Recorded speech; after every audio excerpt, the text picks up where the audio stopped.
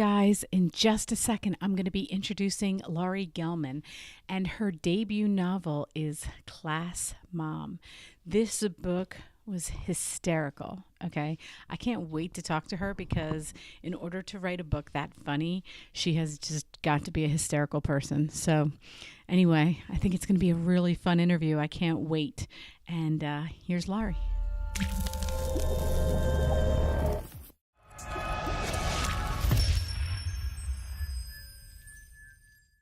Hi, everyone. I am so excited to introduce Laurie Gelman and her newest book, actually debut novel, Class I was Mom. going to say newest. Newest. Yeah, right. Debut novel. Did I write something else? That's exciting. That's exciting. Right. Look at that cover. I love the cover. Thank you, Laurie. It's so fun to talk to you. Thank you. It's great to be here.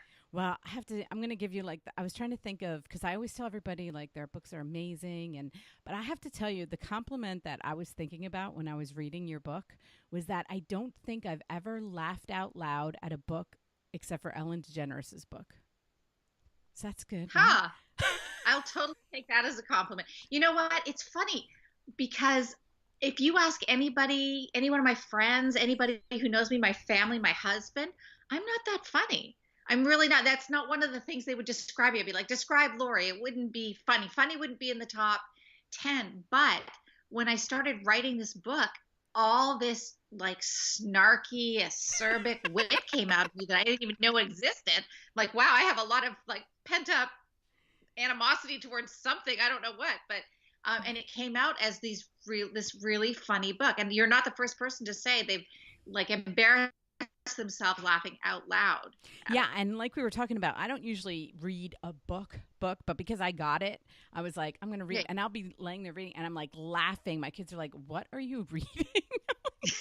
I know. But I think you have to. I was thinking, you have to be a mom, but I'm like, are we that cliche as moms? Like, I think we are. No, you do not have to be a mom. Can I tell you, I've had gay men. I've had husbands, I've had single girls, I've had teenagers read it and tell me, and not just people that I know, but people I don't even know. And they're like, I picked it up. It was hysterical. I thought it was so funny. Even if you don't get some of the jokes, right, you get other jokes, Right. But it did make me realize like how, we think we're so unique, but there's something about raising kids that makes us all the same. We get all the jokes.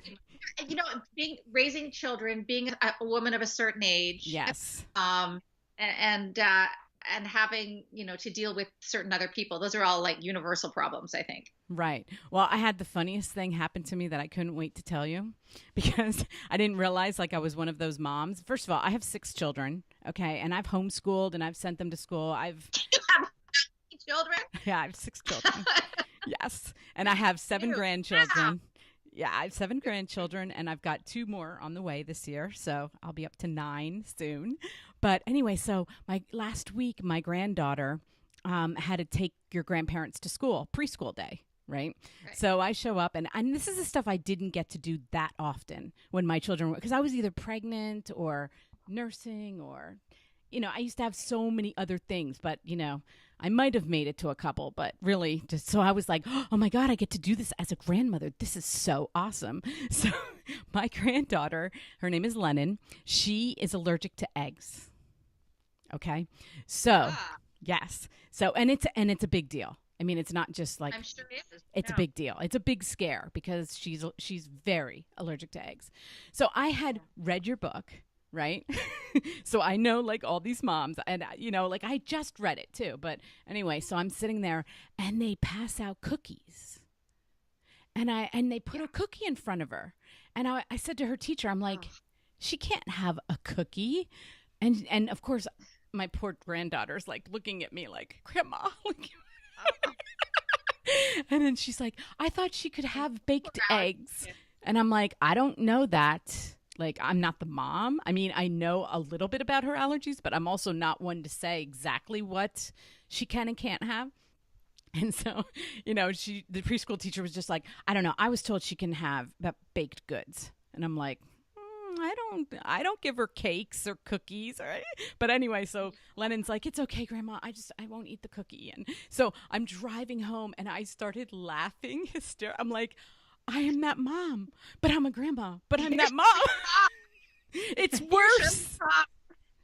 Yeah. You know what? I mean, I actually took a lot of heat from the allergy moms when I wrote that because they didn't really.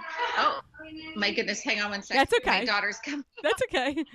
Hey, I'm on a Skype interview. Can you be quiet? Thank you. I have a son that could be walking in the door any minute too. So. Oh, good. Okay. I don't feel as bad.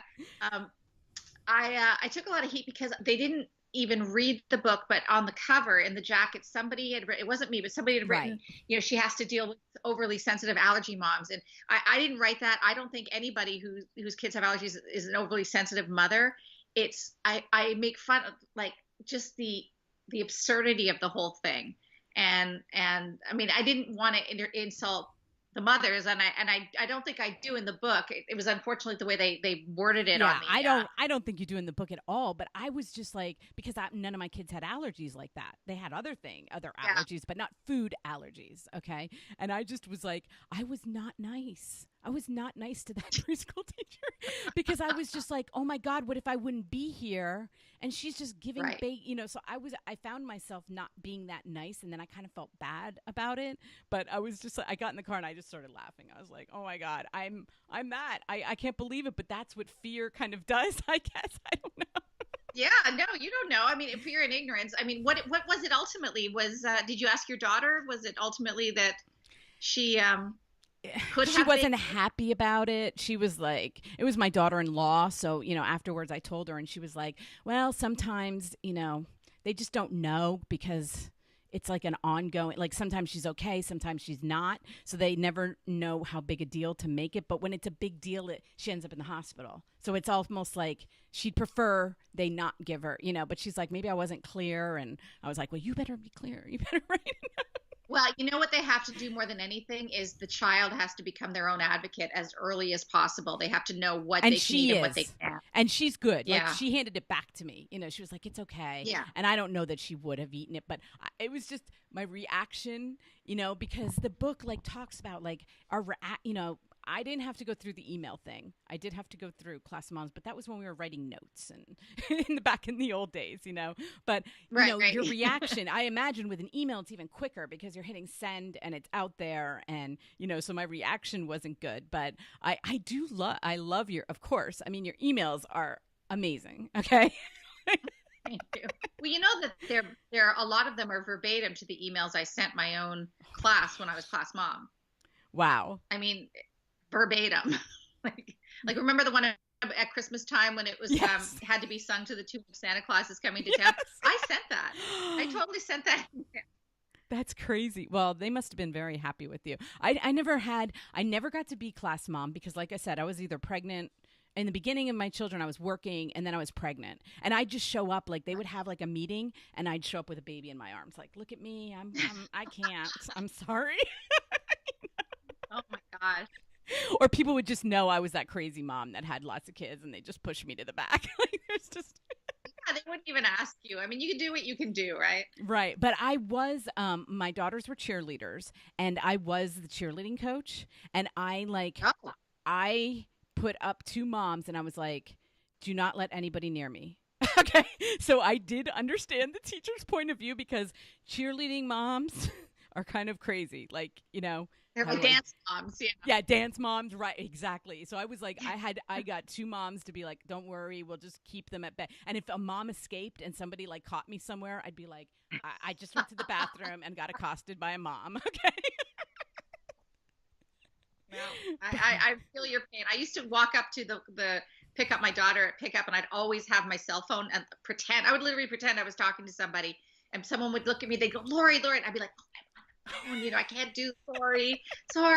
Yes. Just because I didn't hear everybody's complaints, Right, and I'm saying for my older children, they would send notes home. What do you want to do? Like your emails were like, what kind of food do you want to bring? Right, yeah. We would get the notes, and I would just like not sign them, and and then my kids would be like, Mom, you have to sign. They asked us for the notes again. I'm like, oh.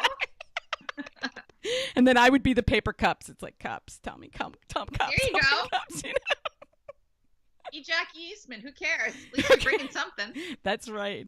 It was just anyway. I just loved it, and I saw in some interviews people were asking you like, why didn't you do New York City? You live in New York City; they have to be crazier.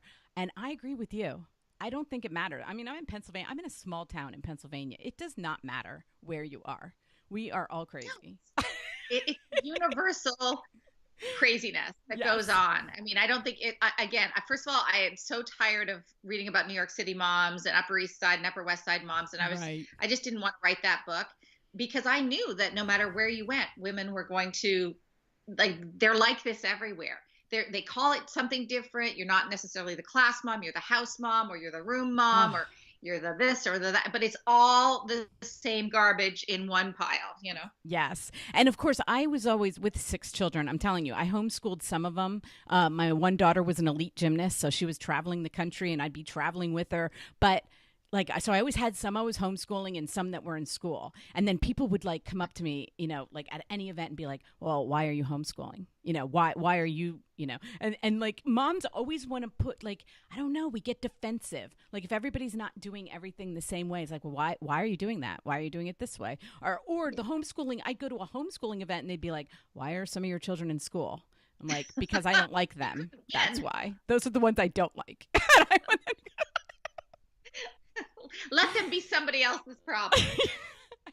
You just don't even know what to say, and that's what I love about her. It's she just says it, because we're constantly asking each other stupid questions, or and she just says it, and she just puts it out there, and I love Jen. She's my hero.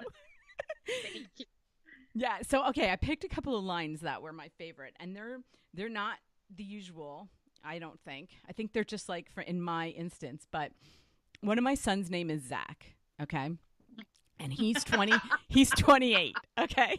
And I'm telling you, I was one of those parents, especially younger. I got better as I got older. But when I was younger, I was like, I am not going to have names that my kids walk into a classroom and there's 5 of them. But I'm not going to be one of those people that name their kids something absurd. So I'm going to be right in the middle. It's going to be a name, but it's not going to be too common, but it's not going to be weird. So I was on the beach in California, and there was a little boy running down the beach, and his mom was like, Zachary, Zachary. And this is back in 89. And I was like, oh, what a cute name. I never heard of that before. I'm going to name him Zachary.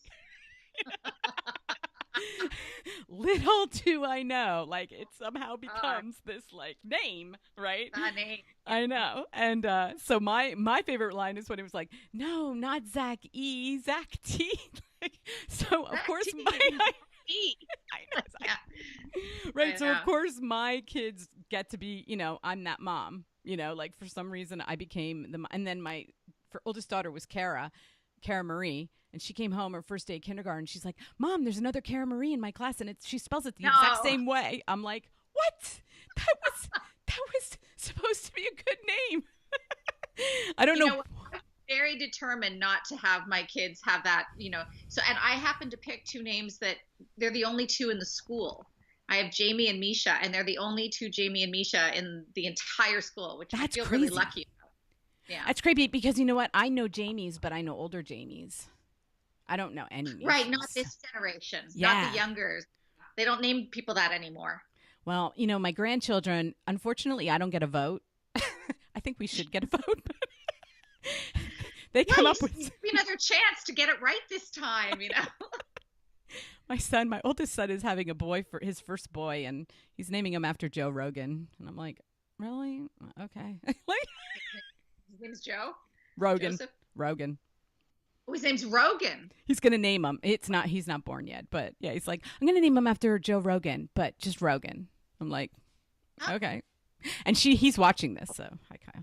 Anyway, I don't get votes. I'm the only Rogan in the class, I guarantee you that. Right, exactly. Okay, another one of my favorite lines, and this is because I've had children in my van, and it says, I'll try to keep the no eating rule as long as possible.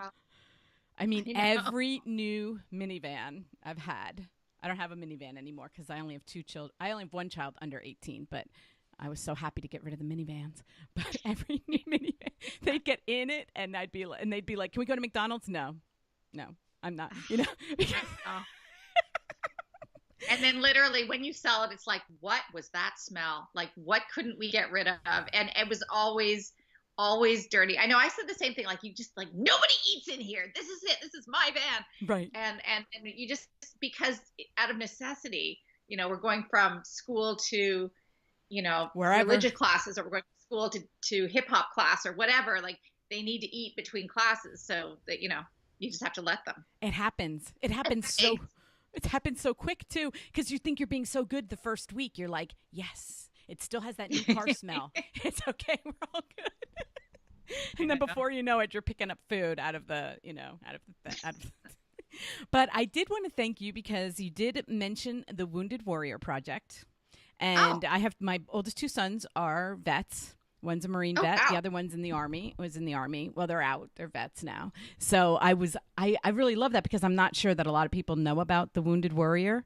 I'm a mom, so I know about it. But, I was so happy the way you brought that into the story, Oh, thank you. Yeah. I mean, it was, one of the, it's so funny when you're writing a book, you try to incorporate things that you sort of want to do in your life, where like, I've never done a mud run, but I would love to.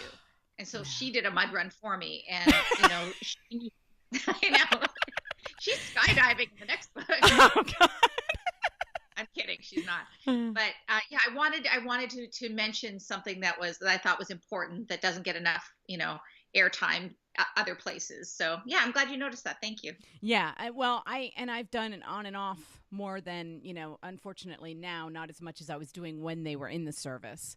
But it's hugely important. And, they were in during Iraq. And my one son was stationed in Iraq. And, of course, that puts you right there. So you're sending everything that you can over to them. But it's still, we still have armed forces out there. And, it's a really important one because everything goes right to them. So that's why I was happy that you brought them into it. Well, I'm so glad they served, and I'm glad they came home safely. That's for sure. Me too. I'm very happy. So you mentioned another book? Yes, I'm writing the sequel. Yes. I wasn't going to, but then the reaction to this character was so strong. And if you loved her, you absolutely loved her. And one of the more common requests I got was, I feel like the story's not over. I want to hear more about Jen. Could you write a prequel about her crazy years, traveling through Europe as a groupie? So there's lots more to do with her. And I'd actually started another book that had nothing to do with anything. And the publisher came to me and said, do you think you could, write a sequel? And there's so much, it's just ripe with material. It really is. Like, it just keeps happening in front of my eyes every day. I can't, stop it. It's like a real thing. So this year, I won't tell you much about the book, except that this time she's in charge of safety patrol.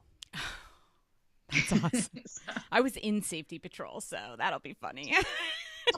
I don't even know how much. Well, in Kansas, I'm looking around. I don't even see safety patrol around here anymore. It used to be a big thing, but maybe in Kansas it still is. So, well, yeah, it is. They use kids to do it as opposed to adults. Yeah. Yeah, and that's what I did too as a child. In New York, they use adults. But well, most of the places they use kids. So she's now wrangling the kids and the parents for safety patrol. So it's with hilarious results, of course. Well, I was thinking, you might as well keep going because, he's only in kindergarten. So. I know. It's like there are many more years. You know what I like too, though? She also has the two grown ones, so she can have adult problems as well with her adult kids. And I know. And I could relate because I have adult children and teenage children. Right. So at one point in my life, I had infants and teenagers and adults. So it was like... It was great. I was dealing with, their dating issues and changing diapers and, so I totally got her. It's crazy. Yeah, I really love it. And I have two daughters, just like you. My two daughters are in the middle. I have 2 boys, 2 girls, 2 boys. So, okay. It worked out well. Well, I think for them, they're like best friends. So it kind of worked out really well as they get older and they're in their 20s now. So, I think it worked out really well, but I loved the sister. I loved when you wrote about it. I mean, the daughters, because I thought she really related to them very well. Yeah. Well, she was so young when she had them. So, yeah. And people always ask me, do you have, older daughters. I'm like, no, this person isn't me. It's like she's Right. somebody else. Right. She's a way cooler version of me. But isn't that good? That's awesome that you can write like a cooler version of you. Yeah. Yeah. Like I said, she gets to do all the things that I, would only like to. Well, you're a real inspiration for women our age. I think I was born in 64. I think you were born around there too, What? right? Yeah. Mhm. And, especially me, like I've raised all my kids and it's like, what am I going to do now? Is why I started to do this. And I think that, we do, after we raise our children, we think, okay, so I could go back to what I did. Well, actually, it doesn't exist anymore before children. Exactly. That job doesn't even exist. It's like, what am I going to do now? And because I was a homeschooling mom, I read so much. So that's kind of what got me into this. But it's like, yes, we get to do other stuff now, like Well, non-kid related. but it's hard. And I've actually gone around the country, talking to community groups and parenting groups about this, because women need to find their third act. Yes. And your worst enemy in it is yourself, because you block yourself from starting. Just your confidence level after having raised kids and been out of the working community is so lethal. And it's your own head is what's keeping you from doing anything. And when I first decided I was going to write, I decided I was going to write a children's book, because I thought, well, that's easy. It's just 10 pages or 12 pages. And, Yeah. and that's all I'm qualified for, because I have a brain of mush. And Right. I found out, first of all, it is not easy to write a children's book. They are No. some of the most difficult books to get published. Yes. Oh my gosh. And I just don't have the knack for it. But for me to leap from writing a children's book to writing an actual book, it was a huge leap of faith, because I wrote it on spec. Nobody was sitting there waiting for Laurie Gelman's great book to come out. I wrote it, and I invested 2.5 years of my own life and time in it, and the fact that it got published is just the best icing on the cake I could have ever imagined.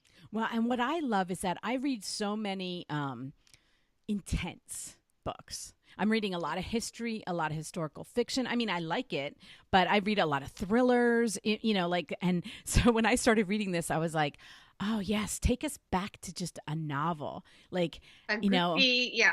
yeah, a book that I could go to bed with at night and just laugh and go, just laugh at my life and just laugh. And, so I enjoyed that. And it kind of reminded me of when I did read for like leisure. So Right. that's what, Yeah. Somebody called my book a palate cleanser, and I thought that was the perfect. I said, I will take that compliment. That is a yes, perfect thing you call my book. I don't think it's anything other than that. I don't, pretend that it's the great American novel, but it's the kind of book I like to read after I've read yes. A Little Life, or something more intense. Something that really took my guts out. Then you read The Palate Cleanser by Laurie Gelman, and it just gets you right back on track, Yes. That's what I'm saying. We need books like that, because it's almost like we forget. We start reading, especially like nonfiction. We're like, oh, we have to read this book about our diet or health, or, we start reading all these intense books, and it's like, Right. oh, this book is just fun. I want to read just a fun book. Fun. Do you remember Oprah's book club? Yes. Because I was so into Oprah's book club Oh, until me I too. realized after the 10th book that every single book had somebody getting raped as a child Oh. or molested, or they were all so gut wrenching. It was like, geez, I can't read any more books like this.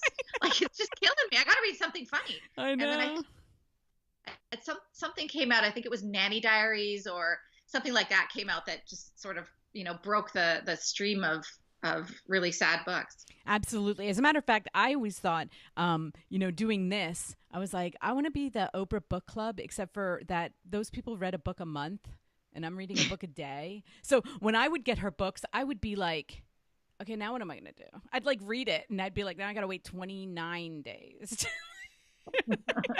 Wait, you read a book a day? Seriously? At least. I mean, You- I do these interviews. In 30 minutes. Because mine's the easiest read. People are like, oh, I read it in 2 days. And I'm like, yeah, I know. So you must have been like, oh, I'll go to the bathroom and read Laurie Gelman's entire book. When I tell you that WhisperSync and Kindle are my friend, I'm telling you, because Yeah. I can cook dinner and be listening to a book.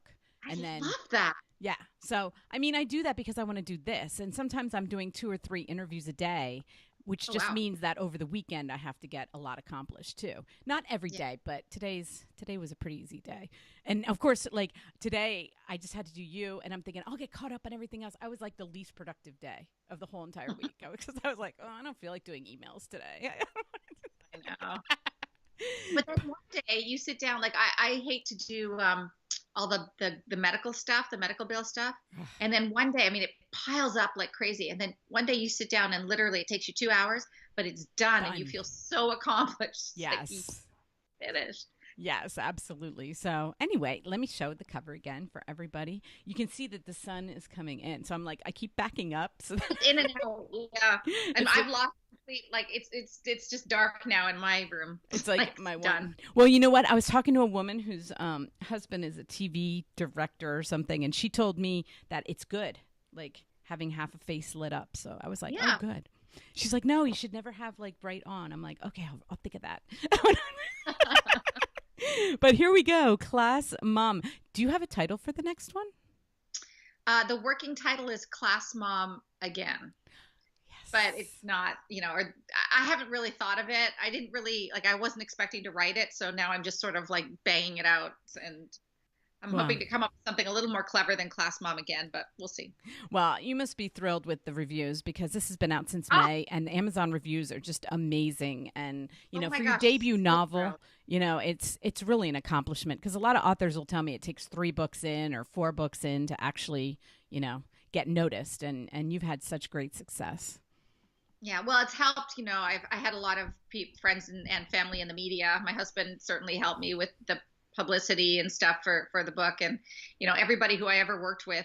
And luckily, I worked with people like Andy Cohen and Jess Mm. Cagle, who now is the publisher of Us Weekly and People Magazine. So you just call them up and say, "Hey, remember me from 15 years ago? Do you mind if you help me out here for a minute?" And they, they'll all give you one favor. So Right. You're like, I'm I've still helped in every alive. have. Yeah. I'm still alive. I'm coming out of my cocoon. It's okay. Yeah, I know. That's My pretty mom's much. cocoon. Well, Oh my thank gosh. Really quick, one of the funniest Okay. things that happened. Sorry, I know you got to wrap up, No, that's but okay. We got I was time. actually doing safety patrol one day in New York. The parents do it, and we walk up and down the street with like a bright orange vest and a walkie-talkie. And I was standing on a corner doing my safety patrol, and this guy came up to me and he goes, "Oh my gosh, Laurie Gelman, I always wondered whatever happened to you." Yes, this is me. This is what happened. Oh, that's so cute. That's really cute. You're like, I'm still alive. I swear I was just doing stuff. Right. That's awesome. Well, thank you so much. I hope you come on again when your next book comes out. Do you have like a release? Are you like on a time or is it just whenever you get it done? No, well, I have a deadline for getting it to them, which is June. Okay. I need to mid-June. I think I have to deliver the book, and if all goes well, it'll be out the following summer. So, Oh, perfect. Perfect. yeah. Well, thank you Oh, so and much. Mom comes out on paperback in July. So Oh, that's girl. Oh, great. Maybe we'll do another like giveaway because this book, everybody, I'm giving away this book. So yeah. You know what? I don't have any more copies myself, but if we do something in advance, then I can sign a bunch of copies for you if you want yeah, and send them to you. yeah, that'd be awesome. Thank you so much. Have a great Michelle, weekend. thank you. What a Okay. pleasure. All right. Thanks. Bye.